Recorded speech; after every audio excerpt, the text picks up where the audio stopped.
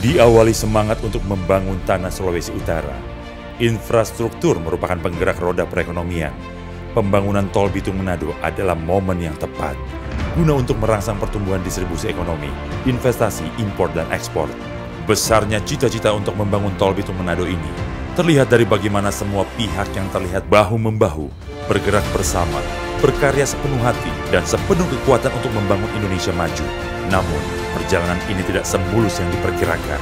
Rintangan kami harus lewati. Jangan paksa keluar Warga dan pihak Pengadilan Negeri Kota Bitung sempat bersitegang saat petugas pengadilan membacakan surat perintah eksekusi lahan. Apakah cita-cita ini akan berhenti di sini? Apakah memang sudah tidak ada jalan keluarnya? Namun kami percaya, di mana ada niat baik, semua masalah ada jalan keluarnya.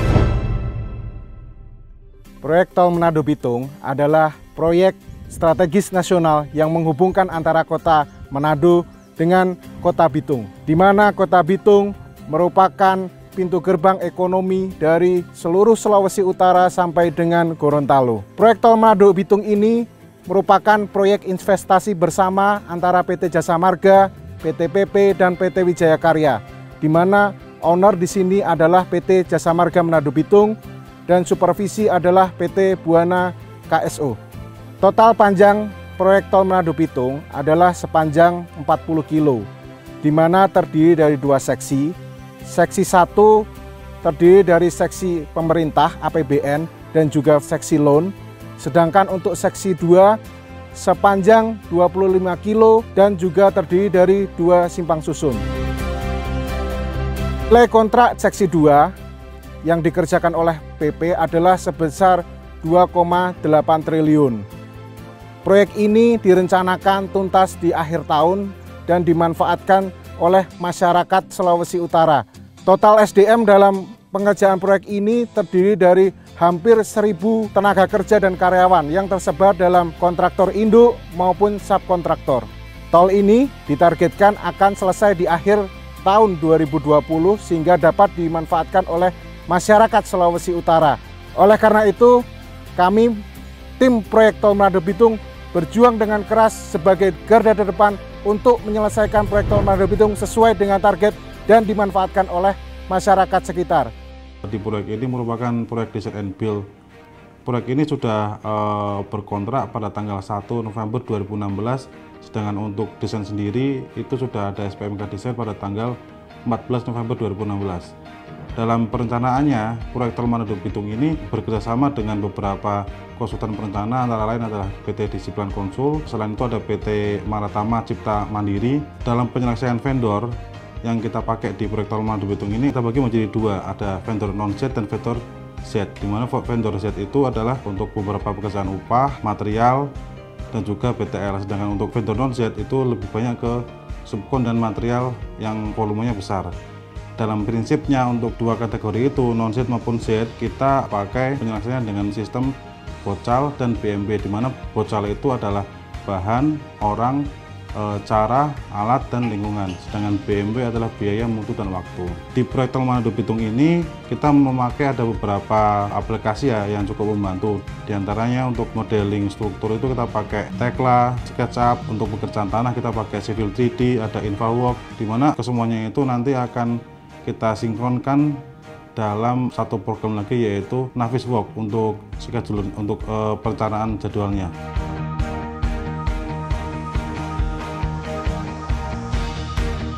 Di proyek kami ini ada beberapa inovasi yang sedang kami laksanakan, ya. Di antaranya kita mencoba mereview desain jembatan tanah adat yang awalnya 6 bentang, kita efisiensi jadi 5 bentang. Dalam mereview desain tersebut ada beberapa kategori yang kita khususkan, yaitu biaya dan waktu. Sebagai kendali kami dalam biaya harian terus alat, kami juga menciptakan inovasi, yaitu controlling memakai software, ya. Jadi tiap hari dari mulai pelaksana ataupun GSP di lapangan itu bisa melaporkan secara online timesheet-nya.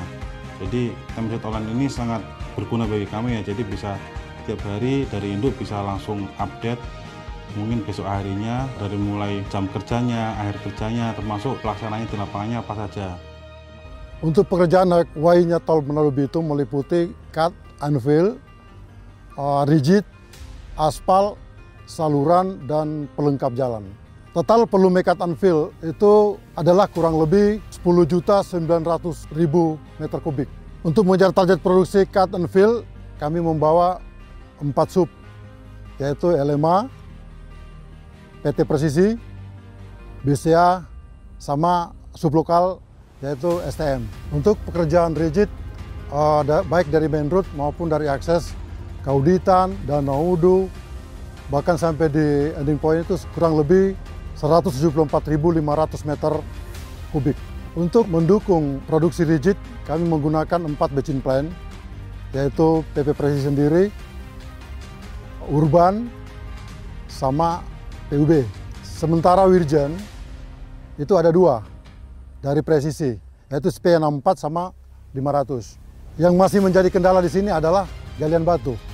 Karena galian batu itu spot-spot beberapa tempat, tapi masalahnya tidak bisa blasting. Karena kalau menggunakan blasting ada cuman radius dari 200 meter dari lokasi tersebut, itu pemukiman. Makanya kita memakai breaker. Untuk menyelesaikan proyek Tol Manado Bitung ini memang banyak tantangan ya, termasuk dari masyarakat, faktor sosial, bagaimana masyarakat melihat bahwa jalan tol ini awalnya merugikan sepihak. Yang jadi masalah di sini yang terpenting adalah masalah pembebasan lahan. Pembebasan lahan itu ada beberapa yang menjadi masalah pokok, yaitu masalah harga. Terus kedua, masalah sengketa lahan. Karena di proyek ini, itu konsepnya adalah gali timbun, cut and fill. Jadi kalau bebas di galian, tidak bebas di timbunan, itu akan bermasalah. Ada beberapa tindakan yang kita ambil untuk mengenai masalah lahan. Kita pendekatan dengan masyarakat, kita memberikan uang tunggu, sama koordinasi aparat terkait, ada pendekatan, terus mensupport PPK bagaimana bisa cepat terbebaskan lahan yang kita butuhkan. Pekerjaan struktur Tol Bima meliputi pekerjaan box, DPT, dan jembatan. Jumlah bangunan box 82 buah, DPT 4 buah, dan jembatan 23 buah. 3 diantaranya adalah jembatan tinggi, yaitu Tendeki, Pinokalan, dan Tanah Adat. Total volume beton adalah 113.700 meter kubik. Volume besi adalah 17.500.000 kilogram.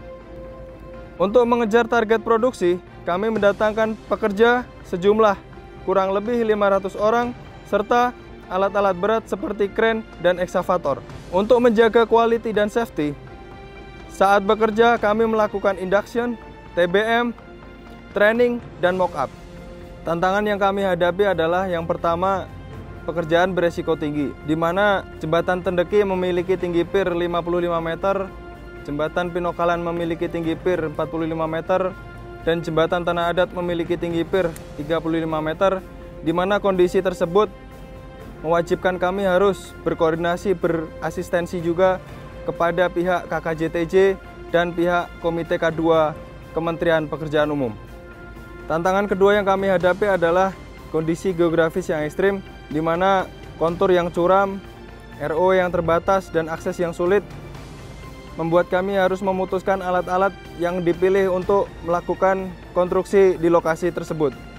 Di antaranya adalah penggunaan TC untuk lifting,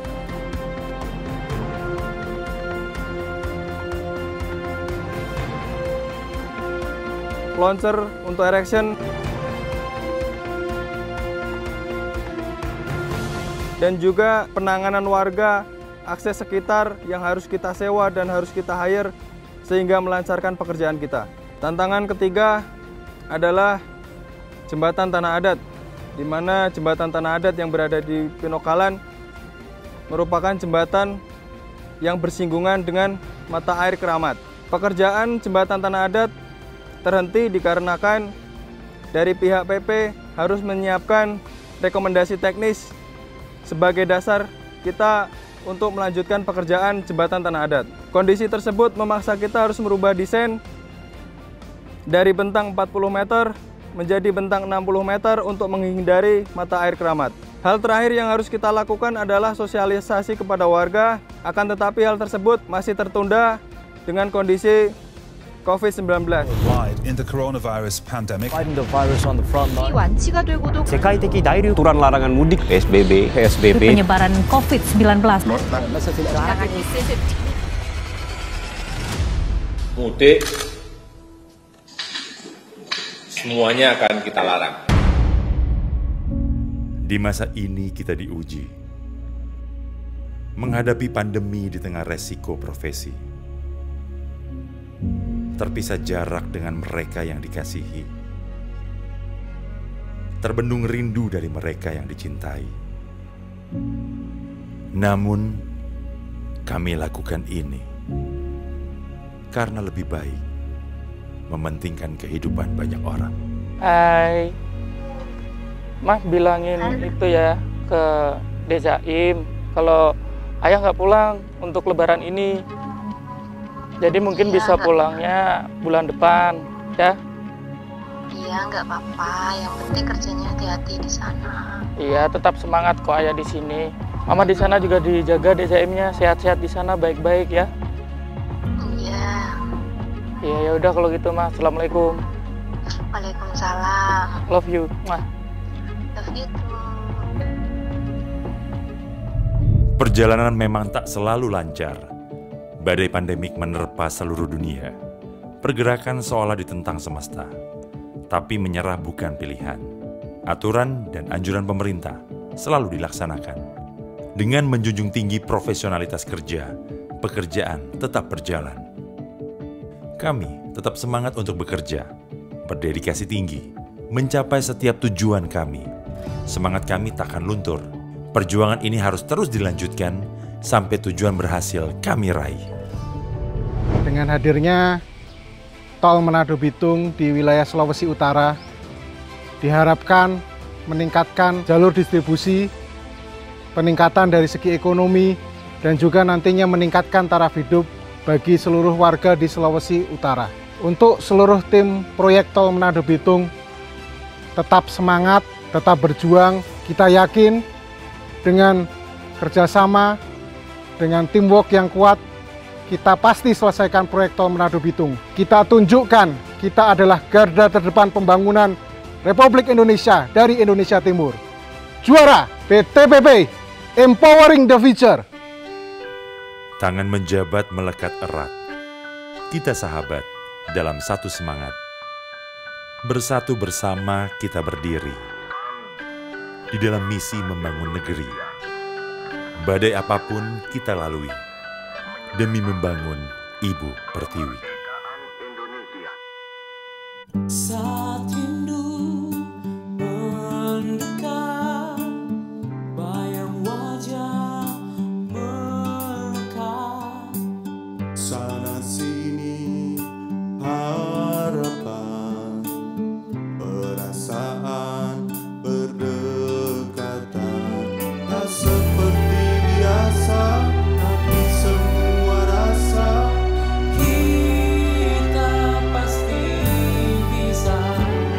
Jangan kau putus asa, bangkit jiwa perkasa. Kita bangkit, oh kita bangkit. Ini kita berjuang untuk negeri, berjuang untuk seluruh masyarakat Indonesia tercinta. Ini kita bangun untuk negeri, bangun bagi mereka keluarga Indonesia tercinta. ini kita berjuang untuk negeri,